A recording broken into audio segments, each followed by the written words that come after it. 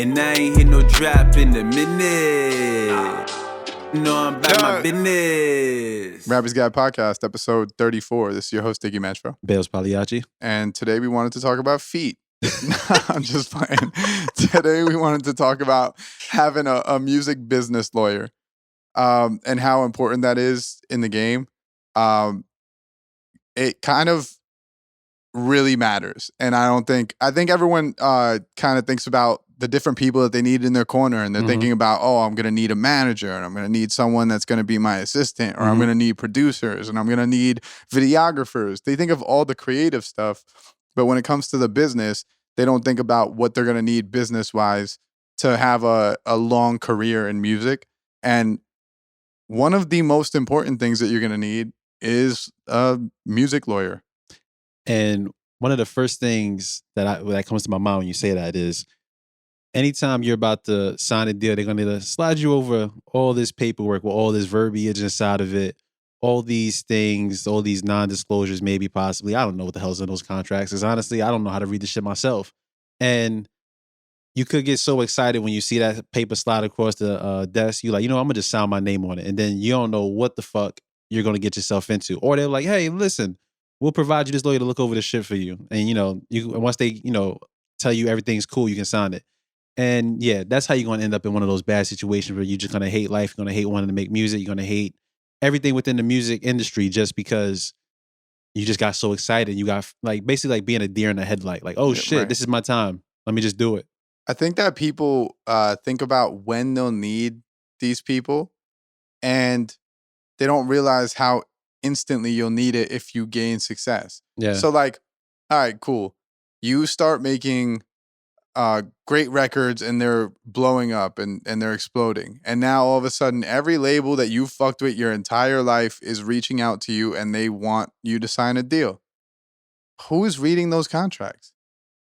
It can't be you. Nope. It cannot be you who reads the contracts. Unless you have a law degree and you know what the fuck you're reading, it can't be you. And I'm assuming if you're trying to have a career in rap music or in any music, really, you're probably not a lawyer. That'd be really weird. That'd be odd if you went to law school and passed the bar and you fucking were like, actually, I'll be a rapper. Let me go rap. Yeah, I doubt it, right? So someone needs to read that contract. And the problem is you might read the contract and just not understand the terminology in it. And that's where you need a lawyer. It's not about most of it's in plain writing. It's in English, but it's written in a certain way and purposely so that they could kind of trip you up. It's written in a way where they're going to get away with some things that you're not even going to understand because they're in the terms, but you're skimming through stuff. Yeah. You don't know what this one line means, so you avoid it. You just skip past it.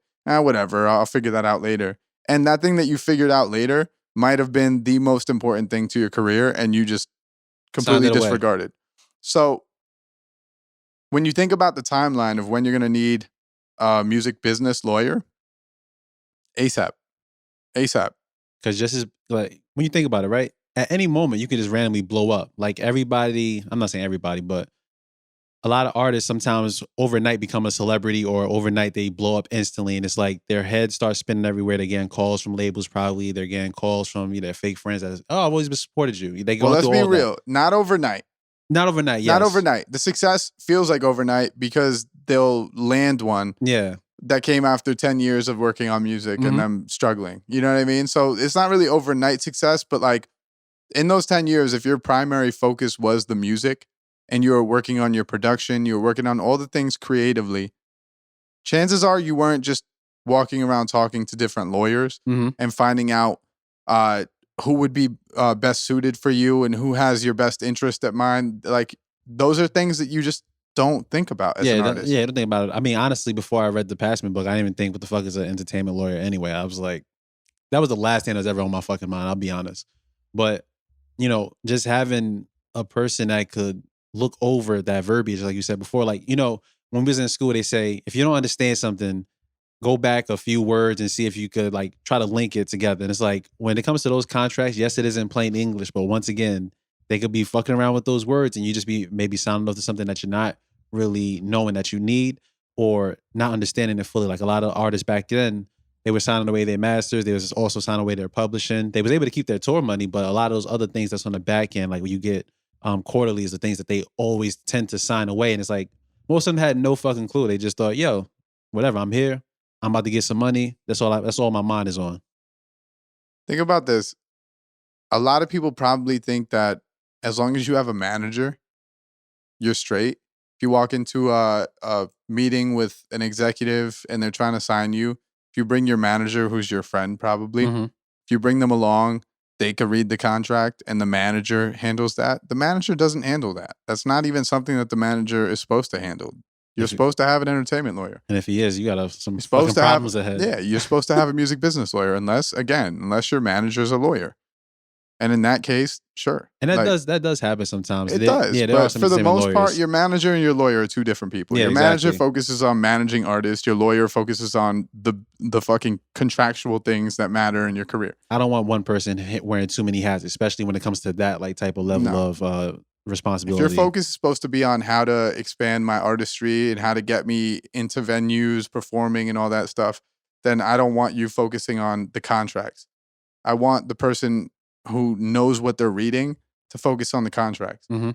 You know what I'm saying? And it's easy to kind of like miss what you actually need because unless you read up on it, it's not just so clear. Yeah. You know what I mean? There's so many things in this game that are not clear. You probably never heard of anyone's business lawyer. You probably never heard of them. Like Yeah, you don't not even at know all. what their name is. You don't know them at all. You've never seen something, and they might have a roster or they might have clients that are the biggest artists in the world, and you Mhm. have no idea who they are. You know what I mean? Because they're not the famous people. They're not Like out these- front and center. Right. These are the guys that sit in an office all day and read paperwork. But the people that's within the industry know these guys, and Right. they know those the ones you gotta like go to, or like the ones that's going to point you to somebody that can help you out and assist you with shit. And sometimes when you're getting to a point of like stardom, you'll probably be around other artists who have reached that point before, and you'll probably have references to other lawyers that this guy I work with, and he got me this deal, and it's a great deal. So maybe I could recommend him to you, and maybe you could talk to him and see if you could join his roster. And finding someone who's not down with the labels is a big thing because for a lot of artists, like if you're in a situation, labels will supply you with a lawyer Mm-hmm. internally. But when it comes down to you versus the label, because there will be points in your career where it comes down to you versus the label. When it comes down to that, you can't expect a lawyer that was supplied by a label to have your best interest. And if you guys remember when the Migos was having those problems with quality control, it basically was the same situation. Like the lawyers that they had was working for the label. So it's like, yeah, you guys are definitely making some money right now. You guys are the acting. You guys are generating all this revenue. But this label is going to always constantly do this. So it's like, why would I side with you when you're getting this temporary money in a sense when I could just sign with the label where I know it's going to be consistent. I'm going to constantly get business. You're one act. Exactly. A label might have 20 acts. A bunch of them. They have 30 acts, right? And 30 acts are all supplied the same lawyer. Yep. He's not going to disregard the person who's supplying him all these acts and just have your back. Just because your music is fire. Right. Like, what sense would that make? Like, this is a business. So that's not going to happen. What they really want is they want to work for the label who pays them, and the label pays them probably lovely. Very lovely. So they're going to sit there and they're going to always have the label's back. And that's why it's important to go find your own lawyer and supply your own lawyer when stuff like that comes about. You want to know that the person that you have behind you has your actual back. You know what I mean? Not the label's back, not outside people. You want them to have your back and just your back. That's their focus. Their job is you. So knowing who these people are, knowing how to figure out, it's Google search. Yes, Google. You know what I mean? Like, always your best friend. Yeah, like no matter what. you don't have to like they're not in a dungeon somewhere and like they get unleashed only when the right people know. Like, you don't have to know the passcode. You know what I mean? Yeah. These are people that you could look up. Like, just like you could look up a lawyer if you get a DUI, you could look up a lawyer for your entertainment. Because when you think about it, you're driving around, you see the guys that's doing like the DUI. They have those big ass what's those things called again? Banners, advertisements, Yeah. billboard. There we go. Billboard, yeah. Fucking Jesus.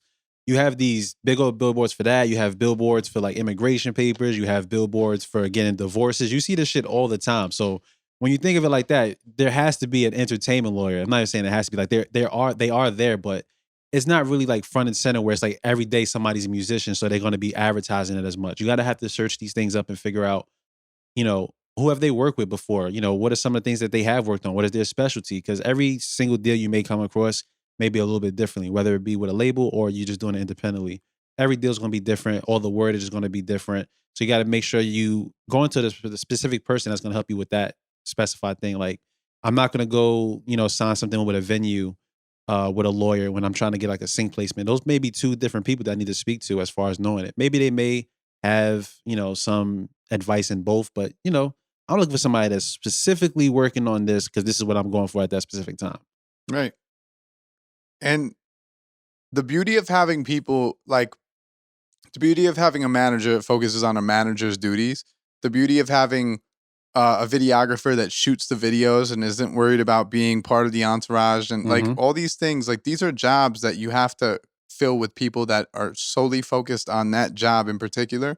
And once you find, like he said before, like you don't want them to wear too many hats, because if you have one person trying to do everything, they'll never be good at everything. Nope. They might be okay or good enough to get by at the other things, but they have one primary focus. And me as a business mind, I'd rather have a bunch of people who only do the thing that their primary focus is. Yeah, because when you build a business, you gather in all the great minds in this specific sector, this specific sector, and you just bridging them together and you're just bringing it all together. It's like, I don't want my marketing guy doing all the like the finance shit. Like, bro, focus on marketing, and that's where the money's going to come in, and they're going to worry about crunching the numbers. I don't want you doing both. At the studio, if I was to hire a marketing guy, I'm not going to ever be busy and have a session booked and be like, yo, you think you could fill in as the engineer? Like, no. Just for today, man. Just real quick. Yo, just sit there and just like hit record. Like, no, I'm not going to do that. Like, his job is that, and the engineer's job is the engineer's job. So you don't want to split that up. So entertainment law, what do they focus on? All your contracts, all your licenses, literally everything that pertains to you making actual money. If you sign a publishing deal, they're focused on that. If you are getting sync placements, they're focused on that. They're going to handle all that stuff. And what's dope about music business lawyers is that if you find the right one, they have connections to other artists. So you might be able to build connections through them because there's a common interest there. Because guess what? Other artists need entertainment lawyers as well. So if they are reaching out to these lawyers, at this point, a manager normally has a network. But when you think of it on this scale, every musician is going to need an entertainment lawyer, which means they're usually going to, I don't want to say the top people, but everybody's basically connected some way, somehow. And from that, it's always a trickle down effect. Oh, I was just working with XYZ artists, and he actually mentioned you, or, we think about working with you. Hey, you think I could set this up for you guys? And then boom, next thing you know, you're on the track with that artist. And it's like, it came from just going to a common place because you both needed a service from someone, and you go into a common place where that's where music business is going to take place anyway. And if you find the right entertainment lawyer, they want to see you succeed, because for every contract that you get, they get paid. Cha-ching. So why would they not want you to sign a bunch of contracts? Why would they not want you to get a bunch of deals in place? Their job is literally only beneficial to them if they're doing the work for you. So it's like you need to have contracts coming in and different deals coming in if they're even going to get money. So they're going to look out for you. But again, you have to find the right people. There's going to be sketchy people in every business. There's going to be sketchy people that have jobs that, like, for instance, there are people who have come to the studio and worked with me, and they're like, yeah, this engineer at this other place did this. And I'm like, that's kind of gross. You know what I mean? Whether it be, my session was till 6 p.m. and at 6 p.m. on the dot, he shut his computer off. Like, that's nasty to me.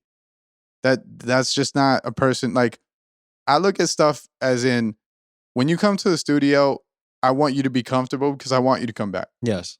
I want you to always feel like this is a place that you enjoy being at. Welcome. Right. So if I shut the laptop, like guess what that guy did? He just made sure you never come back. Mm-hmm. If a lawyer fucks up with one of your contracts, you're not going to keep using him No. unless you like your contracts being fucked up. Then Go ahead. yeah, do your thing. Hey, But like for the most part, like these guys are going to try to do their best because they want to keep you as a client. So you're going to find a lot of people. And again, there's recommendations. Now there's probably stars. There's probably stars for lawyers. You know what I mean? Like a rating on lawyers. You I'm could probably pretty go sure. online. Yeah, because it's business. I You could could rate probably my go on. professor. I could rate a fucking. That's what I'm saying. Yeah. There's probably ratings online about entertainment lawyers. You know what I just thought about too? I think the reason that a lot of time artists don't really think about it is because they probably don't realize how much, when music is put out, how much people either get sued or like have like some type of like lawsuit put against them or something like that, because it's not really publicized. The song is usually what's most important. If the song is popping and it's fire, people really don't tend to really think about all the litigation and everything that may be happening behind the closed doors, because all you see is the song and that it's performing well. Because I know there's numerous songs out there that are doing well, but if you really look it up, you could probably see that they've been sued by different people, Well, artists, everywhere. why they don't hear about the litigation is because in most cases it doesn't go to litigation. There's settlements. Yeah, exactly. In most cases, like if someone sues you for X amount and you know that it was their sample and you're not going to win, Mm-hmm. you're just going to pay them. You're just going to pay them. You're going to work out a settlement. You're going to, okay, how much do you want? You want 75% of the record? All right, I got to give you 75% of the record. It's your song, right? And that's if you didn't go through the processes of clearing the sample. And even if you did, a lawyer is going to go through the process of clearing the sample as well, because that's their job as well. And they're going to also have access to people who probably own the samples. They're going to have access to a lot of people. So you're actually building a network that's beyond just building a musical network. I wish I remembered the name of that New Jersey artist, the thing that happened with Cardi B. With the Mir Fontaine. Mir Fontaine with the Up If It's Stuck song. Definitely know you got some good entertainment lawyers over there, because once again, he was able to get he's able to get a settlement for the song. Oh, It's like, he? This was definitely a carbon copy. And you So took he the got a song. settlement? Yeah, he did. He got paid off of it. That's awesome. He got paid off of it. And it was just like things like that. Because she was lying at first. Yeah, like, nah, I don't know what it's. Yeah. I've never heard the song. It's Well, the same exact chorus. That's It's a win said for Jersey. the same exact way. Win for Jersey right I'll there. take the win for Jersey. You know what I'm saying? But that's what it really comes down to. Knowing like, I just have an entertainment lawyer that's going to go there, help me out, and just try to figure out how can we make this a real case. Like, this obviously was my song. And he may have probably took like 2 or 3 years, probably going through the whole process. I'm not entirely sure about the timeline. But, shit in court never just happens like instantly. But going through those steps and having those like a lawyer on your side that's going to be able to get you your money that you'll definitely do, because once again, people do steal content, people do steal ideas, and then they'll just try to make it seem like it's theirs. That's the industry we live in. We talked about this probably 2 episodes ago about the fuck shit that's within the industry. And we all know stealing and taking ideas and not giving credit is always the fuck shit in the industry. So always got to make sure that you're prepared, and your manager's not going to be able to help you with that. You need a lawyer. You need somebody in there that's going to say objection. And also, if you find an actual manager, not your friend, if you find a real manager, they probably have a decent knowledge base of different entertainment lawyers and all these different people that you're going to need. They're going to let you know what you're going to need as you build on this music career. And they'll be able to get you in contact with the right people if you pick the right manager. Again, like that's another position that you need to find someone that you could trust, because they're handling your business. And you can't just have anyone be your manager. And that's why, as nice as it is to have your friend be your manager, it's quite often not the move. You just never know when that business is going to kick up, and then you just because you don't want to overwhelm somebody that Yeah. has no idea what they're doing. And when it pertains to your whole career, you can't just put people in place just because.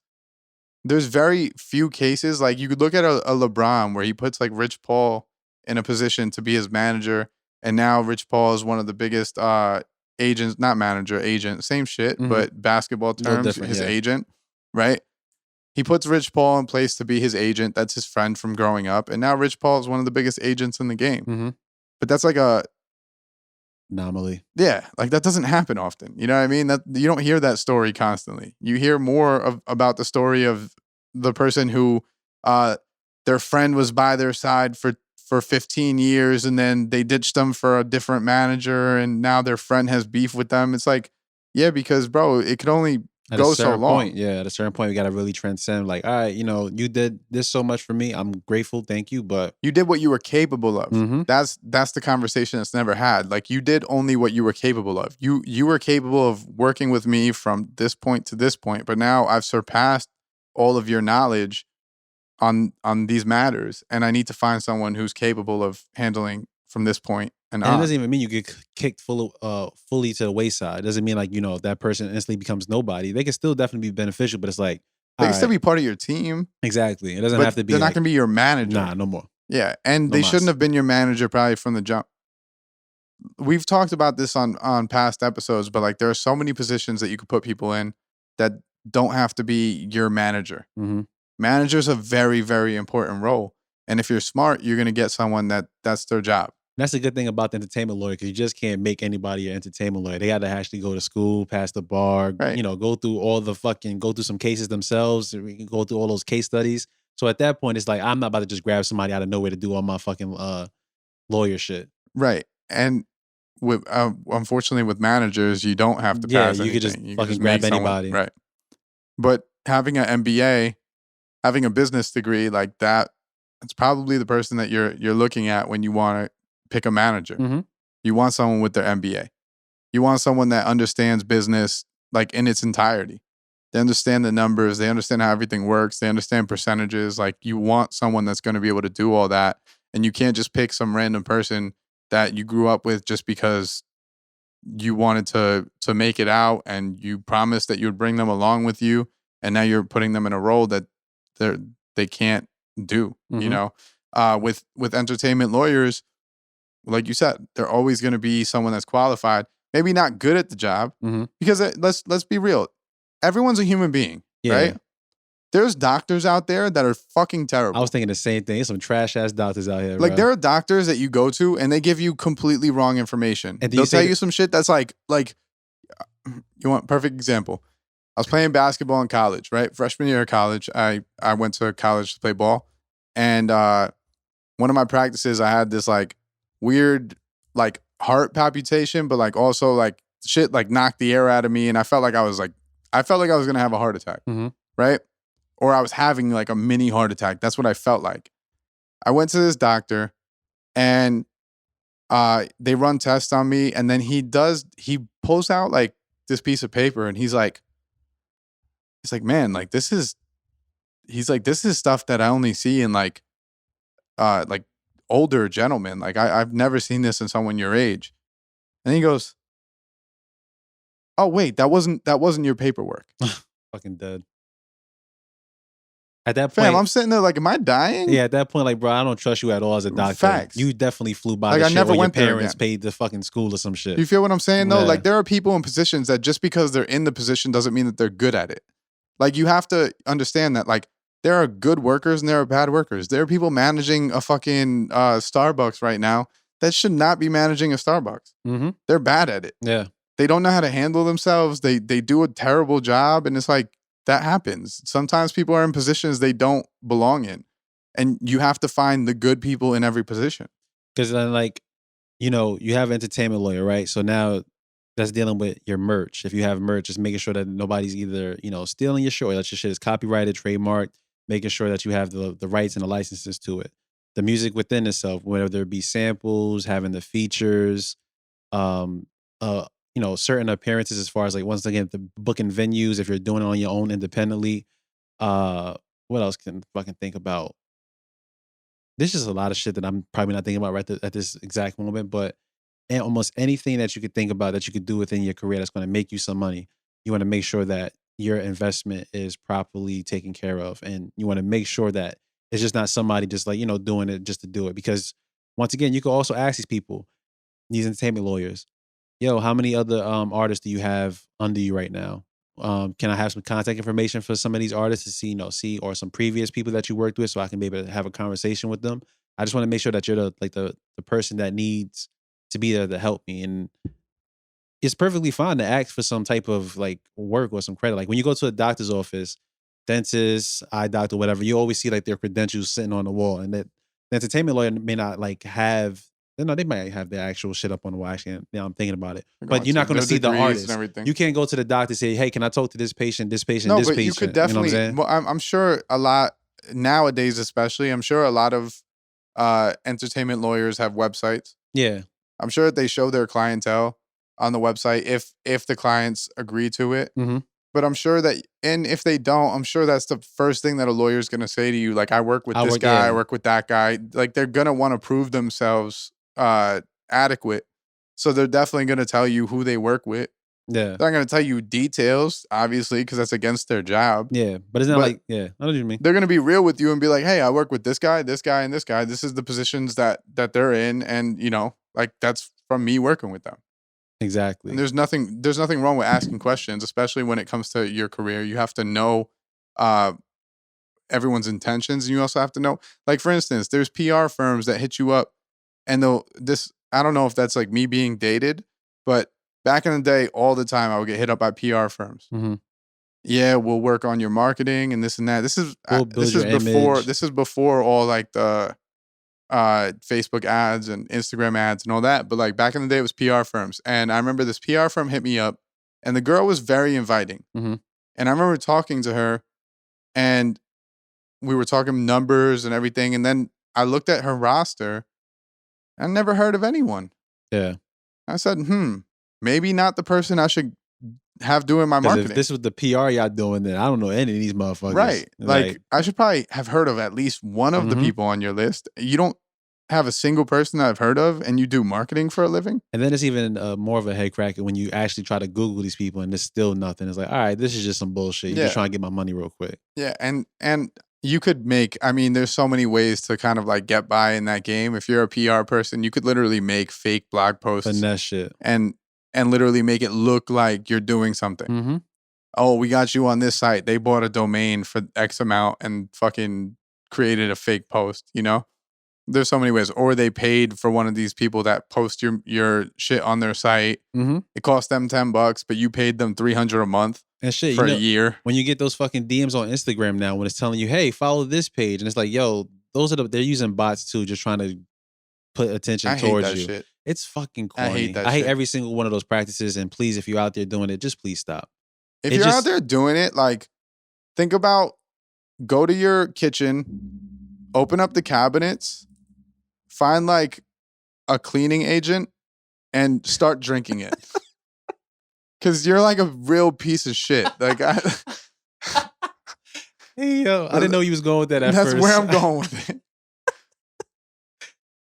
I want to be on this podcast very clearly telling you I fucking hate you. Yeah, I hate you too. I despise you. I think that you are fucking scummy. I think that your whole career that you've chosen is immoral. I think that you're a piece of shit.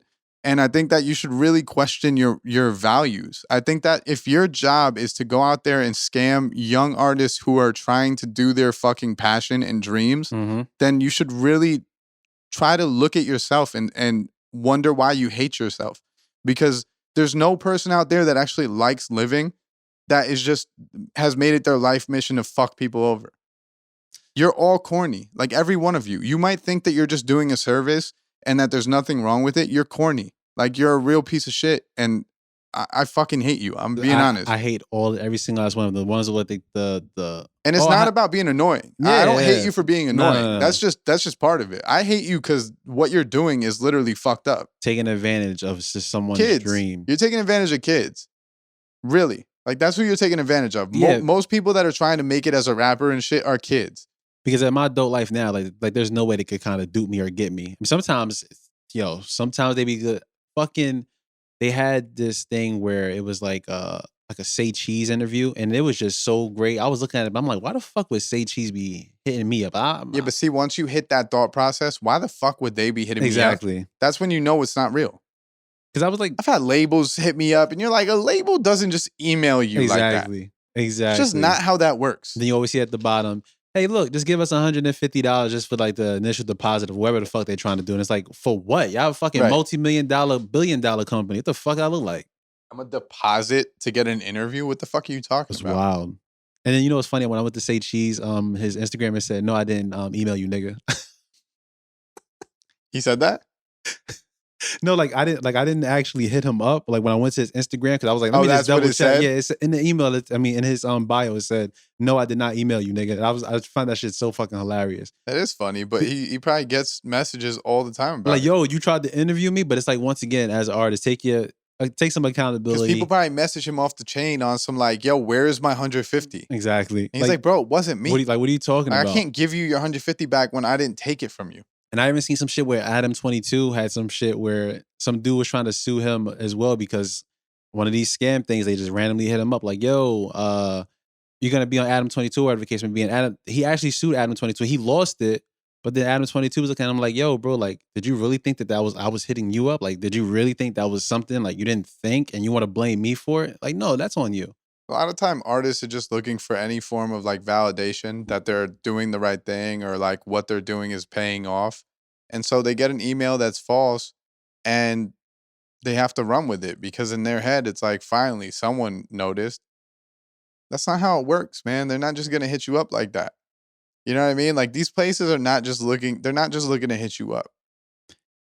It's just, once again, when you're young, and not even young, because I think even people that's around our age and a little bit older than us, they probably get duped by the shit too. Because 100%. sometimes, it's your dream. So It's also just naivete. It's like there's a lot of people out there that they don't try to understand the business.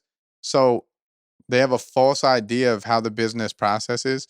And then however they thought it processes, where like someone just hits you up randomly and they just tell you, oh, I'm gonna interview you, just send me 150. They're like, obviously that's how it works. yeah, this is it. Right. Like This that's has to be it. exactly how that works. Mhm. It's like, no, like it's never how it works. What was that word you just said? You said naivete? Naivete. I ain't never hear that shit a day in my life, bro. Really? I thought that was like somebody's name for a No. second. No, naivete. It's like just the action of being naive. I never knew that. That's fucking crazy. But yeah, man. I think that's pretty much it, right? Go fucking, when you reach a certain point, you need to understand or have in your mind entertainment lawyer. If this is your first time like hearing us say entertainment lawyer or ever thinking of it or it popping in your head, not saying it's a full problem, but you probably should have known I may need an entertainment lawyer, and don't depend on, once again, somebody else finding an entertainment lawyer for you, because even the managers could be in cahoots with the entertainment lawyer and they just taking everything you fucking got and just right under your fucking eye because you giving too much fucking shit to other people. So yeah, that's pretty much it. Yeah, just fucking actually like read up on these things. Try to like be somewhat self-sufficient. Try to understand that like you can do this yourself. You can find people to put in positions. They're gonna cost money, as everything does. Mm-hmm. And we're never liars about that. We always tell you that Money, shit money, costs money in this industry. And if you want the right people in place, whether it be for your cover arts, like we talked about last episode, or it be for your entertainment lawyer, you're going to have to pay money. And the more money that you pay for some of these people, the better services you're going to get. And when you think about it, if you're paying money, that means you're already doing something right. So if you're paying money for certain shit, you're doing something right. So the money's going to come back to you. So don't even worry about that. And when he says that, he's talking about like if you're marketing, if you're paying money for marketing, you're making a good move. If you're paying money for cover arts and you're getting quality work done, you're making a good move. If you're paying money toward a lawyer who's doing the right shit by you, you're making the right move. So just know like, yeah, this industry costs a lot of money and a lot of you probably won't afford it. And that's a choice you have to make at a certain point. But like, if you do want to attack this industry head on and you do want to have a career in this industry, then the quicker you understand that money will be spent, the easier you're going to have it. And don't be that guy named Navate. Right. Don't be naivete. Don't naivete. Oh, all right, guys. Rappers Guy Podcast, episode 34. We're signing out. This is Diggy Metro. Bailz Pagliacci. Peace out, guys.